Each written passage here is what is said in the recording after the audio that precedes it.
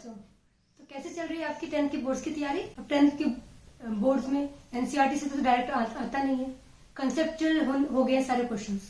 तो इसी घबराहट को आपके दूर करने के लिए और आपके कंसेप्ट को क्लियर करने आ गई है आपकी माधुरी में, आपके कंसेप्ट को क्लियर करने आ गई है आपकी माधुरी में। तो बच्चों शुरू करते हैं एनसीईआरटी के फर्स्ट चैप्टर से, रियल नंबर से। तो बच्चों रियल नंबर्स में 6-7 टाइप के क्वेश्चन हैं जो आते हैं। तो हम हर एक क्वेश्चन के एक टाइप के क्वेश्चन का एक क्वेश्चन लेकर कंसेप्ट को रिवाइज करेंगे। तो पहले क्वेश्चन में हम ले रहे हैं रियल नंबर का एक्सरसाइज 1.1 का फर्स्ट क्वेश्चन ले रहे हैं, जिसका हम फर्स्ट पार्ट ही ले रहे हैं खाली।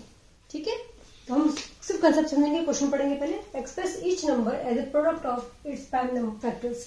आपको पता है फैक्टर्स क्या होते हैं, आपको पता है कि 6 अगर है, 6 into 2 है तो ये है 12। आपको पता है 6 और 2 हमारे क्या हो गए, फैक्टर्स हो गए, क्योंकि इन दोनों को मल्टीप्लाई करके हमारे को 12 मिल रहा है। और 12 हमारा क्या है, मल्टीपल। 12 हमारे को मल्टीप्लाई करके मिल रहा है 6 और 2 को, और 6 और 2 हमारे क्या होगा, फैक्टर्स। समझ आ रहा है। तो ये हमारा जनरल कंसेप्ट जो हमें अब तक पता ही है कि भाई मल्टीपल है तो ये हमारा बड़ा होता है। आपको पता है ये मल्टीप्लाई करके जो नंबर आते हैं हमेशा बड़ा होता है। तो और ये हमारे फैक्टर्स हैं जो हमारे नंबर से छोटे हैं। तो इस कंसेप्ट को हम प्राइम फैक्टर, प्राइम नंबर्स आपको क्या पता है, आपको पता है प्राइम नंबर्स क्या होते हैं। ये अब तक आपको बहुत अच्छी तरह पता है, ये सारे प्राइम नंबर्स हैं जिनके खाली 1 और द नंबर इटसेल्फ फैक्टर होते हैं। ठीक है, इसी कंसेप्ट को हम यहाँ यूज करने वाले हैं। बट हाँ, ये मैंने 6 में 2 लिया है, 6 हमारा प्राइम नंबर नहीं है। तो हम ऐसे नंबर लेंगे जिसमें सिर्फ प्राइम नंबर्स यूज करके हम फैक्टर्स निकालेंगे। ठीक है, तो जैसे 140 कैसे करना है, 140 को हम 140 लेंगे, हम इनके प्राइम नंबर्स के साथ इसको डिवाइड करते चले जाएंगे जब तक कि हमारा पूरा डिवाइड ना हो जाए। तो हम एक इंपॉर्टेंट चीज देख लेना, जब भी इवन नंबर लास्ट में हमारे को दिखाई दे रहा है, 0 है, कोई भी इवन नंबर दिखाई दे तो हम 2 यूज कर लेते हैं। तो 2 से हम डिवाइड कर लेते हैं, हमारे को 70 मिल जाता है। अगेन हमारे को इवन दिख रहा है तो हम अगेन 2 से करेंगे, हमें 35 मिल जाएगा। तो अब हमें दिख रहा है 5 है। अब 5 जब ऑड नंबर आता है तो भाई हमें पता है 5 की डिविजिबिलिटी रूल में 5 से किट जाएगा। इसके अलावा हम शुरुआत से 3 से भी शुरू करके देख सकते हैं। तो जैसे 3 का डिविजिबिलिटी रूल बहुत काम आता है यहाँ पे, वो हम बहुत ज्यादा यूज करते हैं। इसको इजी हो जाता है इससे हमारे को क्वेश्चन सॉल्व करना, क्योंकि हम देखेंगे डिविजिबिलिटी रूल क्या है 3 का, कि जो भी डिजिट्स है उनको हम ऐड कर दें। अगर ये नंबर 3 से डिवाइड हो रहा है तो ये नंबर 3 से डिवाइड होगा, लेकिन अगर नहीं हो रहा तो नहीं होगा। तो यानी कि 3 से डिवाइड नहीं हो रहा। तो अब हम, क्योंकि ये ऑड नंबर है तो हम इवन नंबर तो ले नहीं सकते, किसी भी इवन नंबर के टेबल में ऑड नंबर आता ही नहीं है। तो हमारा 35 यानी कि हम 5 से डिवाइड करेंगे इसको, तो हमारा मिल जाएगा 7। और अगर अब ये पता है कि 7 में हमारा प्राइम नंबर है, यानी कि हमने 140 को सारे प्राइम फैक्टर्स के रूप में इसको हमने डिवाइड कर दिया है, तो हमारे को मिल गया है। तो now we have to express this 140 in the form of a product of prime factors.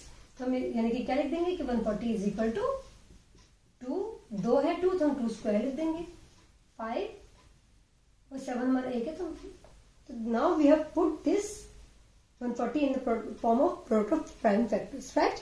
इसी तरीके से ये फर्स्ट पार्ट था। इसी तरीके से हम सेकंड हम सारे पार्ट कर लेंगे। हम सारे पार्ट यहाँ हम नहीं कर रहे हैं क्योंकि कंसेप्ट सबका सेम ही रहेगा। ठीक है, तो बच्चों इस कंसेप्ट को लेकर बोर्ड में किस तरीके से क्वेश्चन आ सकते हैं, तो उसका एक एग्जांपल ले लेते हैं। तो देखिए हम क्वेश्चन पढ़ लेते हैं। The values of x and y in the given figures are, we have to find out the value of this x and y. ये आपको पता है फैक्टर ट्री है, ये प्राइम फैक्टराइजेशन से हमारे को मिल रहा है। और अभी हमने ये कंसेप्ट समझा ही है कि ये जो तुम्हारे फैक्टर ट्री है तुम्हारे, ये these are the factors of this number, right. You factorise it and you get this numbers, and you again factorise it till you get all the prime numbers, right. We have that concept. तो इस concept को use करने का मतलब क्या होगा कि हमें ये ऐसा कुछ नंबर है जो हम यहाँ 11 को किसी एक नंबर से मल्टीप्लाई करें जो हमें 143 मिलेगा। तो ऑब्वियसली 143 निकालने के लिए हम, और फैक्टर से तो पूरे डिवाइड होंगे ही होंगे, देयर इज नो थिंग कि होगा नहीं, होगा तो ही। तो इसका मतलब हम इसको 11 से डिवाइड करके देख सकते हैं कि यहाँ पे y क्या होगा। तो हमने देखा 11 में 11 माइनस के 3 आया, तो 33 से हमारा ऑब्वियसली 3 आया। ठीक है, बाकी हमारे को सारा लंबा करने की जरूरत नहीं है। तो हमारे को मिल गया आंसर 30, यानी कि हमें y की वैल्यू तो स्ट्रेट अवे मिल गई है कि y हमारा है 30। ठीक है, अब देखिए यहाँ पर इस क्वेश्चन में 1001 लिखा है, देखने में प्राइम नंबर लगते हैं, लेकिन बात क्या कंसेप्ट की बात है। कंसेप्ट क्या कहता है कि भाई ये अगर यहाँ पे फैक्टर्स दिखा रहे हैं तो ये डिवाइड होगा ही होगा 143 से, तो ये प्राइम नंबर नहीं है। अब कैसे पता चलेंगे, अब हम 1001 को अगर हम ये नंबर हमें पता चलना है, एक्स को करना है, तो हमें 143 से डिवाइड करना पड़ेगा। अगर एग्जाम में तुम्हें जल्दी करना है, तुम बात को समझो, क्योंकि ये फैक्टर है डिवाइड होगा ही होगा, तो then we can always straight away try with 7, क्योंकि हमें पता है कि मल्टीप्लाई करने पे 7 पे we can try. Maybe इसका आंसर नहीं हो, but we can always try that, because हमें ये पता है कि ये लास्ट में हमारे को 21 देते हैं, लास्ट में 1 आने के चांसेस ज्यादा है, तो हमें एक बार ट्राई जरूर करना चाहिए विदाउट वेस्टिंग टाइम। तो हमारे यहाँ अगर 2 कैरी हुआ तो हमारे को पता है 4 7 से 28 प्लस 2 30, तो हमने 0 हमें क्या 3 देखिए हमारा बिल्कुल आंसर आ गया।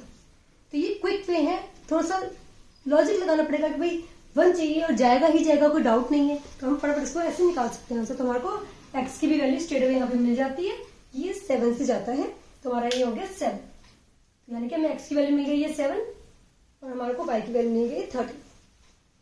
तो हमारा आंसर क्या है, एक्स इज इक्वल, एग्जाम में फाइनल आंसर ऐसे लिखना है, so x is equal to 7 y is equal to 13। अगर एमसीक्यू में है तो एमसीक्यू में ऑप्शन दिए होंगे तो आप टिक कर दीजिएगा, वरना आप ऐसे सॉल्व कर लीजिए, ठीक है।